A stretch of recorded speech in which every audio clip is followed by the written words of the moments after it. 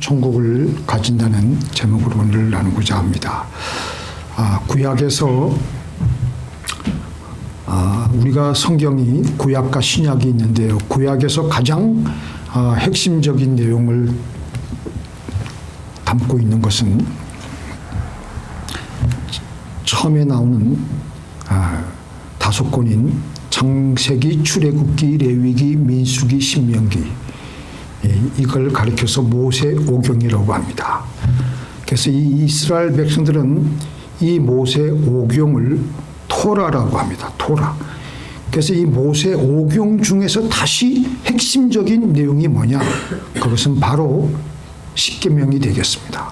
나머지 이 구약에 나오는 여러 말씀은 이 십계명을 지키고 살기 위한 우리에게 보편적인 말씀을 풀어서 해석을 하셨고요.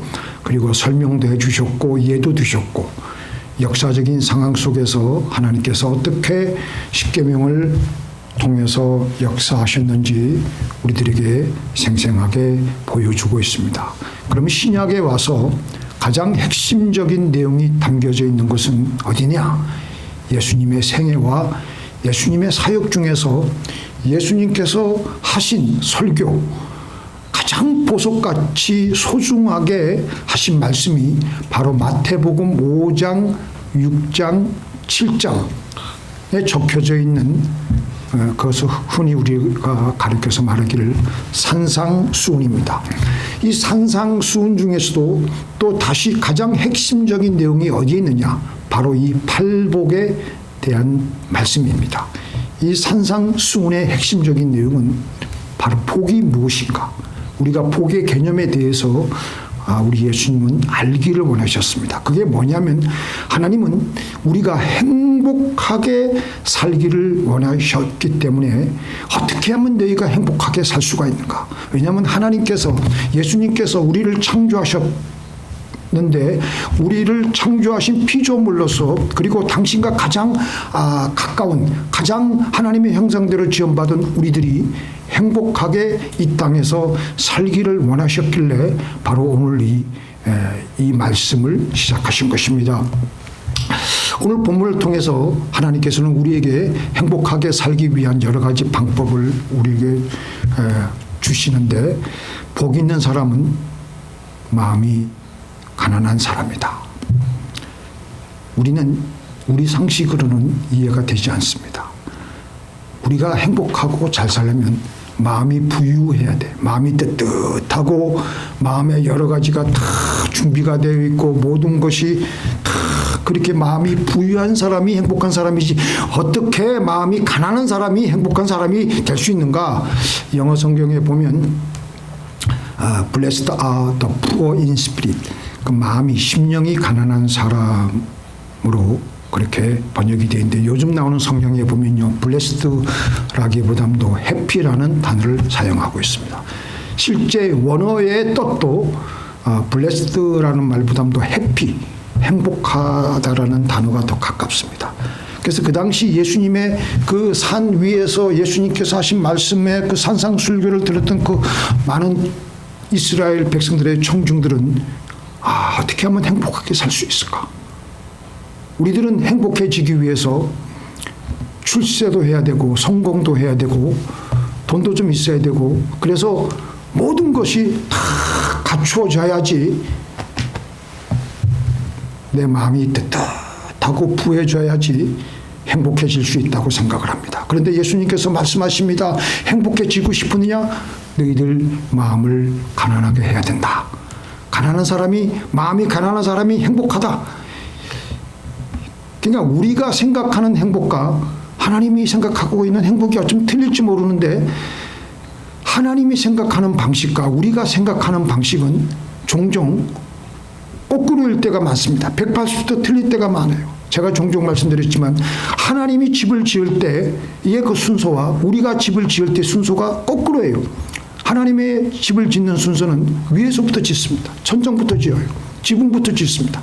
그리고 널판집 깔고 그리고 밑에 하지만 그러나 우리는 어떻습니까? 우리가 건축할 때 밑에 기초공사를 하고 1층, 2층, 3층, 4층, 5층 그렇게 올라가지 하나님은 거꾸로예요. 10층, 9층, 8층, 7층, 6층, 5층, 4층, 3층, 2층, 1층 지하 그렇게 내려가고 있습니다. 산 위에서 설교를 듣는 그 당시에 이스라엘 백성들은 설교를 하시는 예수님의 모습을 보고 그 예수님의 모습이 너무나도 행복한 거예요. 어떻게 하면 나도 그 예수님처럼 당신처럼 행복할 수가 있느냐. 그 당시 사람들이 예수님의 설교를 들으려고 왔던 것은 예수님이 무슨 출세를 했고 성공했고 돈이 많아서가 아니에요. 그런 것이 없는데도 예수님은 저렇게 행복해 하시는 모습을 보여주니까 어떻게 하면 우리도 저렇게 행복할 수 있을까라는 생각을 하였기에 그렇게 군중들이 몰려들었습니다. 우리도 이때까지 생각한 것은 내가 사회에서 뭔가를 이루고 뭔가 내가 돈을 많이 벌고 우리 자녀들이 다 잘 먹고 잘 되고 좀 떵떵거리고 그래서 우리는 행복하다고 생각을 했는데 예수님은 그런 것 하나도 없습니다. 자식도 없었고요. 돈도 없었고 출세도 하지 않았습니다. 그 당시. 그런데 행복했습니다. 예수님, 당신은 무엇 때문에 그렇게 행복해 하십니까? 그때 예수님께서는 그렇게 몰려든 군중들에게 심령이 가난하면 행복하다. 사람들이 그 말을 듣고 무슨 뜻인지 몰라서 예수님 그게 무슨 말씀이십니까? 심령이 가난하면 행복하다니요. 우리는 심령이 넉넉해야 행복해지는데요. 마틴 로이드 존스 목사님이 이 심령이 가난한 것에 대해서 정확하게 정의를 내렸습니다. 도대체 심령이 가난하다는 것이 무엇이냐? 내가 하나님 앞에 아무것도 아니라는 것을 의식하는 삶입니다. 우리가 하나님 앞에 나아갈 때 나는 내 자신을 아무것도 아니라고 생각하는 거, 나는 업적도 없고 행위도 없고 하나님 앞에 요만큼의 거룩함도 내놓을 것이 없는 것이 바로 그것을 인정하는 것이 심령이 가난한 삶이라는 것입니다. 이것은 우리가 아무것도 아니라는 것을 느끼고 주권자이신 하나님 앞에 절대적으로 복종하고 바라보는 것입니다. 그리고 그분만을 절대적으로 의지하는 것입니다. 그리고 그분의 은혜와 궁휼하심에 내 자신을 비우는 것이 심령이 가난한 삶을 살아가는 것이다. 실제로 우리가 영적으로 하나님 앞에 기도하면요, 내가 아무것도 아니라는 것을 깨닫고 하나님께 나아가면요, 그때는 하나님의 은혜가 폭포수와 같이 부어져요. 하늘문을 여시는데도, 하늘문을 조금만 여시는데도 그 은혜가 얼마나 내 심령 속에 파고 들어와서 그러면서 하나님 말씀만이 내 온 존재를 점령할 때 내가 그때서야 비로소 천국을 소유하게 되는 겁니다. 이게 바로 하나님의 행복으로 이르르게 하는 첫 번째 법칙입니다.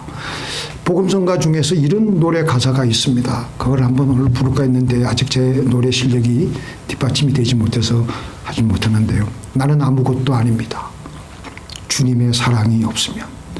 나는 아무것도 아닙니다. 나는 아무것도 모릅니다. 주님의 지혜가 없으면.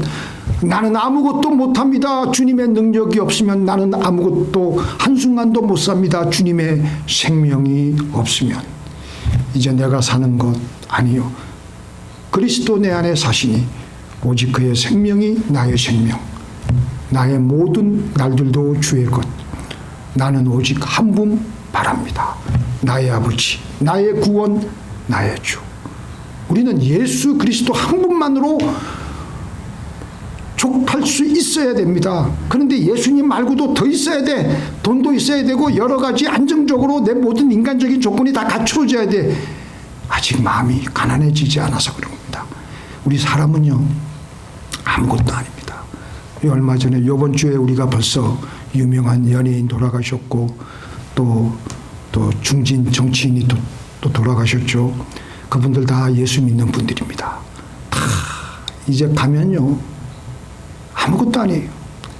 당대에 큰 교회를 하며 크게 쓰임을 받았던 목사님들, 그 사자후 같은 설교를 통해서 수많은 사람들이 몰려들고 은혜를 받고 난리치고, 그 모든 청중들이 하나님의 그 은혜를 받고 감동을 받았지만, 그래서 그분을 기념하기 위해서 책들이 출판되었고 기념관도 세워졌습니다. 10년, 20년, 30년 지난 후에 그 남아있는 것이 무엇이 있습니까?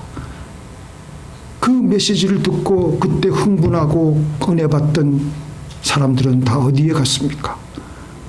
그분을 기념해서 세운 탑, 집, 다 아무것도 남아있지 않습니다.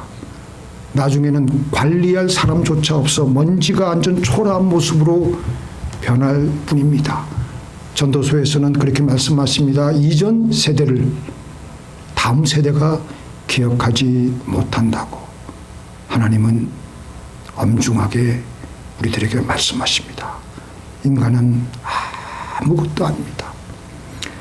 그래서 인간은 이렇게 아무것도 아닌 존재라는 것을 깨닫고 하나님만을 붙드는 것이 바로 마음이 가난해져서 천국을 소유하게 되는 것입니다. 시편 89편 47절에 보니까 주께서 모든 인생을 어찌 그리 허무하게 창조하셨는지요. 우리는 너무나도 허무한 존재입니다. 이것을 깨달으면요, 이것을 우리가 다 알고 있는데도 외면할 뿐이지 이거는 어쩔 수 없는 겁니다. 그러나 우리에게는 하나님이 있습니다. 나는 아무것도 아닙니다. 주님의 사랑이 없으면 나는 아무것도 모릅니다. 주님의 지혜가 없으면 나는 아무것도 못합니다. 주님의 능력이 없으면 나는 한순간도 못 삽니다. 나는 주님의 생명이 없으면 우리 인간의 삶은 정말 아무것도 아닌 것입니다. 한 분 돌아가실 때마다 그 모든 장례를 지켜보면서 또 저희 어머니, 저희 또 친척들 아버지 이렇게 돌아가실 때 하나도 남는 거 없습니다. 다 돌아가는 거예요. 그런데 거기에 하나님의 생명이 우리 가운데 접붙여지면 우리는 그때 비로소 하나님 때문에 빛나게 되고 하나님 때문에 영원한 생명으로 되는 것입니다. 우리의 마음이 늘 부유해서 내가 가진 것이 있어야 돼. 내가 가진 것을 보고 흐뭇해하며 내 마음이 든든해야 내가 이 땅에서 잘 살아갈 수 있다는 착각 속에서 살아가고 있습니다. 한 부자가 한 해에 소출이 많아서 여러 해 동안 먹을 것이 풍족하게 완벽하게 인간적으로 준비가 되어 있습니다. 모든 것을 자기가 다 피땀 흘려가지고 그 종들을 부려가지고 창고마다 가득가득 곡식이 들어찬 모습을 보고 흐뭇해하고 있는 겁니다. 그래서 마음이 부유해졌습니다. 그래서 누가복음 11장 16절 21절에 보니까 바로 이 말씀이 나오는데, 이 말씀에서 내가라는 단어가 여러 번 나옵니다. 내가 이렇게 이루었는데, 내가 이 모든 것을 다 아침부터 저녁까지 종들을 관리하고 아침부터 저녁까지 하나라도 더 물자를 아끼고 그렇게 해서 농사를 막 잘 지어서 창고가 그득했는데 내가 그러니까 그 내가 하니까 하나님이 그 공간, 그 마음의 공간 안에 들어갈 틈이 없습니다. 내가 좀 더 많아야 되겠는데, 내가 좀 더 크게 확장해야 되겠는데, 그런데 문제는 내가 가지고 있는 것을 만족해야 할 줄 알아야 되는데, 우리 사람의 마음은요, 간사해서 그렇지 않습니다. 마음의 양이 차질 않습니다. 이래도 불만 저래도 불만, 더 많은 것을 가지기 위해서 모든 것이 불안하고 신경이 날카로워지고 스트레스를 받으며 살아갈 수밖에 없습니다. 그래서 그들은 천국을 결국은 소유하지 못하고 좀 안 된 말이지만 지옥 생활을 하며 번민하며 불안해하며 스트레스를 받는 대로 받으며 밤잠을 설치며 살아가게 되는 것입니다. 왜 하나님께서는 우리가 축복을 달라고 기도하면 처음부터 축복을 주시지 않고 고난의 용광로에 우리를 집어 넣으십니까? 우리의 심령을 가난하게 만드셔서 더 큰 복이 되는 천국을 소유하게 하시려고 하시는 것입니다. 내가 아무것도 아니구나. 하나님 앞에 나는 아무것도 아니구나. 하나님, 나는 아무것도 아닙니다. 나는 아무것도 아닙니다. 나는 한순간도 당신 없으면 난 살아갈 수가 없습니다. 그래야지 우리가 이 땅에서 진정으로 행복하게 살아갈 수가 있기 때문에, 그래야 우리가 항상 기뻐할 수가 있고 범사에 감사할 수가 있고 쉬지 않고 기도할 수가 있기 때문에, 마음이 그래서 가난한 사람은 언제나 서나 기도할 수밖에 없습니다. 하나님을 절박하게 찾으며 구하여서 하나님의 지배를 받으려고 애를 쓰며 하나님이 하라고 하시는 대로만 살아가려고 하는 사람들에게는 하나님의 천국이 그들의 삶에 임하게 되는 것입니다. 욥이 뭐라 그랬습니까? 주신 자도 여호와시요, 가로되 시작, 가로되 내가 모태에서 적신이 나와 싸운즉 또한 적신이 그리로 돌아가올지라. 주신 자도 여호와시요 취하신 자도 여호와시오니 여호와의 이름을 찬송이 받을지니라. 부자였던 욥이 일시에 모든 자녀들, 모든 자기가 가지고 있던 동방에서 가장 큰 부자였습니다. 재벌이었습니다. 일시에 하나님께서 그런 것을 다 거두어 가실 때도 욥은 흔들리지 않았습니다. 주신 자도 여호와시요 취하신 자도 여호와시니 주 여호와의 이름이 찬송을 받으실지니이다. 그러니까 욥은 이 세상에 미련이 없었던 거예요. 고난을 당할 때도 그런 고백을 했던 것을 보면은 욥의 마음이 평상시에 얼마나 하나님을 향해서 마음이 가난하게 비워져 있는가를 우리는 볼 수가 있습니다. 나는 아무것도 아니라는 것입니다. 세상에 미련이 없다는 것입니다. 그래서 이 모든 물질과 내 자식들은 내 것이 아니다. 하나님이 잠시 나에게 맡긴 것뿐이다. 그러니까 그렇게 부자였을 때도 그 재물에 빠져들지 않고 자기의 자녀들을 언제나 하나님 앞에 절기 때만 되면 번제와 그 소제를 드리러 나와서 자녀들까지 다 신앙생활을 잘 하도록 독려를 했던 것입니다. 마음이 가난한 사람들은요, 언제나 하나님을 찾게 되고 하나님만을 붙들며 하나님을 안 놓치려고 발부둥을 칩니다. 잠시라도 하나님 품을 떠나게 되면 그때부터 그는 헛된 삶을 살 수밖에 없다는 것을 알기 때문에, 그래서 그들은 그렇게 쉬지 않고 기도하는 겁니다. 쉬지 않고 기도함으로 자기 자신을 늘 살핌으로 마음의 가난함을 계속 유지할 수가 있게 되고, 마음에는 늘 고요한 평안과 기쁨과 하나님께서 부어주시는 천상의 기쁨이 그 안에 늘 자리를 잡고 있는 거예요. 기도를 조금만 쉬게 되면 뭐가 있습니까? 우리 안에 내 마음의 교만함과 내 마음의 이기심이 서서히 피어오르기 시작하면서 하나님 없이 내 마음대로 살아가기 시작하며, 그때부터 내 삶 속에는 천국이 더 이상 임하지 않고 지옥에서 사는 것 같은 생활을 할 수밖에 없습니다. 왜 우리가 그렇게 절실하게 기도하지 않게 되느냐? 왜 우리가 그렇게 기도하라고 해도 기도하지 않게 되느냐? 마음이 아직 가난하지 않으니까, 마음이 아직 또 믿을 만한 게 여러 가지 많으니까, 마음이 부하여져서 뜨뜻하니까, 절실하지 않으니까 내가 그렇게 기도하지 않는 겁니다. 이것도 아니고 저것도 아닌 상태로 우리는 살아가며 힘들게 살아가는 겁니다. 제가 이 말씀 준비하면서 이 예를 생각나게 해주셨는데요. 다 잘 아실 거예요. 1960년도 64년인가 기억합니다. 한국은 너무나도 가난했습니다. 그때 막 정권을 잡은 박정희 대통령 내외가 수행원들을 이끌고 소독으로 향했습니다.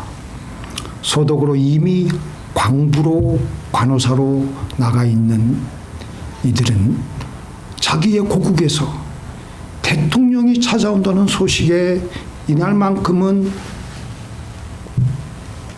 한복을 입지 않고 양복과 한복을 깨끗하게 차려입고 디스부르크 교회의 한 공회당을 다 거기에 그 홀 안에 모여들었습니다. 박 대통령이 태극기가 내걸린 단상에 오르고 애국가 반주가 울려 퍼지면서 대한 사람 대안으로 길이 보존하세 마지막 대목에서 몇몇 한복을 차려입은 간호사들이 흐느끼기 시작했습니다. 그리고 단상 옆에 있던 유경수 여사도 손수건을 꺼내서 눈물을 흘리며 눈물을 닦고 있었습니다. 그 모습이 한복을 입은 아시아 최빈국의 영부인이 눈물을 흘린 모습이 서독 신문에까지 게재가 되었습니다. 그때 박정희 대통령이 이런 연설을 했다고 해요. 국가가 부족하고 내가 부족해 여러분들이 이 먼 타지까지 나와 고생을 하고 있습니다. 우리 생전에는 이룩하지 못하더라도 후손들에게만큼은 잘 사는 나라를 물려줍시다. 우리 열심히 합시다. 나도 열심히. 더 이상 연설을 거기까지만 하다가 박 대통령이 자식 같은 그 젊은 강부와 간호사들을 보면서 자기도 이내 그 연설을 이어가지 못하고 눈물을 흘리며 장례는 순식간에 울음바다가 되었습니다. 그때 박정희 대통령은 어떻게 해서든 이 대한민국을 잘 살게 해야겠다 속으로 다짐했습니다. 그 절박한 마음으로 그런 소독 방문을 마치고 돌아와서 그때 그 절박하게 한 결심을 그대로 실행에 옮겨서 오늘날 한국이 선진국으로 되는데 그때 초석을 깔아 가지고 경부고속도로, 포항제철 수없이 많은 중화학공업을 육성시킬 수가 있었던 것입니다. 제가 왜 이 말씀을 드리냐. 우리도 영적으로 가난한 마음을 가져야 돼. 내가 가난하다는 것을 내가 알아야 돼. 그래서 절박하게 더 이상 이렇게 살아서는 안 되겠다. 하나님을 더욱더 의지하며 살아야 되겠다. 절박함이 있어야 됩니다. 마음이 가난한 사람은 더욱더 간절하게 하나님께 기도하며 저는 아무것도 할 수 없습니다. 하나님 당신이 말씀하시지 않으면 나는 못합니다. 끝까지 하나님 음성 듣기 전까지 기도하게 됩니다. 하나님 말씀하시는 것을 응답하실 때까지. 불의한 재판관에게 억울한 일을 당한 가부가 그 청혼을 할 때 건성으로 했겠습니까? 그 마음속에 그 한설인 그 여인의 절박함이 묻어 있었던 것입니다. 아무리 무심하고 불의한 재판관이라고 할지라도 그 한설인 청혼을 더 이상 뿌리칠 수가 없고 외면할 수가 없었던 겁니다. 그 여인은 그렇게라도 안 하면 내가 살아갈 방도가 없으니 그렇게라도 간절히 청혼을 하였던 것입니다. 지금 이스라엘 전쟁이 한창인데요.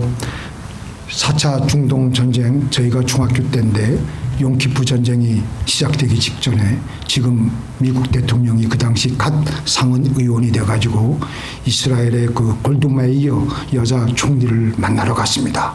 그 전황을 아주 그 엄중하고 위험한 그 전황을 설명하는데 그때 골다 메이어 수상이 그 젊은 이제 막 상원 의원이 된 바이든 의원에게 이렇게 설명을 합니다. 우리는 비밀 무기가 하나 있습니다. 우리는 이 땅을 떠나서 어디 갈 데가 없어요. 우리는 갈 데가 없습니다. 그러니까 우리는 여기서 죽기 살기로 살아야 된다. 죽기 살기로 싸우고 살아야 된다. 바로 그게 비밀 무기라는 겁니다.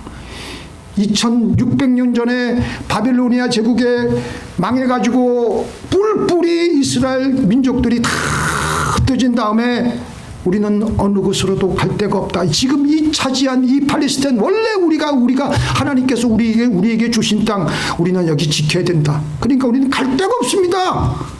우리도 마찬가지입니다. 우리도 이 땅에서 살 때 건성건성 대강 살지 않고 우리도 갈 데가 없습니다. 하나님, 죽기 살기로 하나님께 매달려야 하는 겁니다. 그러지 않고 그저 허무주의에 매몰되어서 이래도 한 세상 저래도 한 세상 이렇게 노래나 하며 세월을 보내는 것이 아니라, 유튜브에 보니까 그 파고다 공원에 수없이 많은 그 한국에 은퇴하신 분들이 그 수없이 넘치는 시간을 감당을 못해가지고 살아가고 있어요. 그렇게 살아가면 안 됩니다. 죽기 살기로 하나님께서 우리를 사용해달라고, 하나님께서 우리에게 구원을 해달라고 그렇게 기도하는 겁니다. 그래서 시편 89편 47절에 주께서 모든 인생을 어찌 그리 허무하게 창조하시는지요. 우리는 우리의 인생 그 자체의 허무함을 우리는 뼈저리게 체험하고 거기서만 끝나면 안 됩니다. 거기서만 허무함에서만 끝나면 우리는 강팍함으로만 우리는 머무를 수밖에 없습니다. 하나님 앞에 나와서 하나님을 찾고 하나님의 그 긍휼의 손을 잡을 때까지 우리는 찾고 기도할 때 우리는 마음이 가난하여져서 천국을 소유할 수가 있게 되는 것입니다. 우리는 이제 그래서 기도함으로 우리는 살아있는 동안 우리는 뭐 해야 됩니까? 하나님을 사랑하고 이웃을 사랑하고, 그래서 죽을 때도 기쁜 마음으로 보람찬 마음으로 죽음의 순간을 맞이하며 천국에 영광스럽게 입성하여야 되는 겁니다. 우리 같이 한번 읽어볼까요? 여러분들 위에 살아있는 동안, 시작. 살아있는 동안 가난한 사람을 사랑하는 사람은 죽을 때 두려움이 없다. 자, 그 밑에 건 됐고요. 평생토록 마음을 가난하게 하여 한국의 한센병 환자들을 위하여 살았던 한국 이름 의배 신부님의 방에 붙어있는 좌우명입니다. 살아있는 동안 자기만 그저 세상에 눈에 보이는 것만 가지고 살아갈 때, 죽을 때 그 영혼이 아는 거예요. 나는 내 이성적으로는 모르지만 내 영혼은 그걸 알아요. 너무나도 큰 심판이 나를 기다리고 있구나. 그 영혼이 아는 거예요. 내가 죽고 난 후에 내 혹독한 심판이 기다리고 있다는 것을. 그러나 살아생전 하나님을 위해서 이웃을 위해서 살아온 사람들은 이제 할 일 다 했구나. 몰로카이의 섬에서 평생 나병 환자들을 돌보며 애를 썼던 그 다미엔 신부님 그랬어요. 이제 자기가 죽을 날이 가까워 그날인 줄 알고 다 모든 것 정리한 다음에 마지막 순간을 어떻게 맞이했느냐. 이제 마지막 하나님 다 할 일 다 했습니다. 선한 싸움 다 싸우고 이제는 천국에 저를 받아 주시옵소서.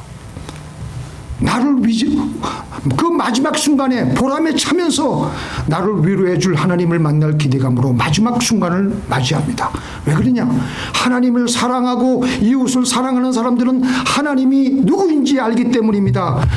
우리가 그의 계명을 지키면 이로써 우리가 저를 아는 줄로 알 것이요. 이건 우리가 머릿속으로 아는 게 아니라 하나님과 깊은 그 관계를 계속 맺어왔기 때문에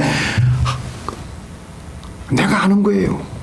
하나님을 계속 알아왔기에 지금 죽음의 순간에 하나님이 나를 천국으로 데려가시는구나. 내 영혼이 아는 겁니다. 너무나도 깊은 거예요. 우리는 하늘나라의 환전상이 되어야 될 줄로 믿습니다. 우리가 다른 나라 가가지고 그 나라에서 돈 아무리 많이 벌어도 미국 달러로 못 바꾸면요, 이 땅에 와가지고 미국 달러로 미리 환전을 못하면요 아무 소용없습니다. 그 땅에서 미리 달러로 다 바꿔놔야 돼. 우리는 하늘나라 달러로 바꿔놔야 돼. 이 땅에서 우리가 아무리 많은 돈을 가지고 있다고 한들 환전 못하면요 우리는 하늘나라 가서 완전히 개털모자나 쓰고 한쪽에서 쭈그리고 앉아야 있어야 될지 모릅니다. 이렇게 우리의 마음이 늘 가난하여서 늘 기도하며 하나님을 사랑하며 이웃을 사랑하다가 이 땅에서도 천국에서 살다가 이제 때가 되면 우리의 본향인 천국에 영광스럽게 올라가십시다. 자, 기도하십시다.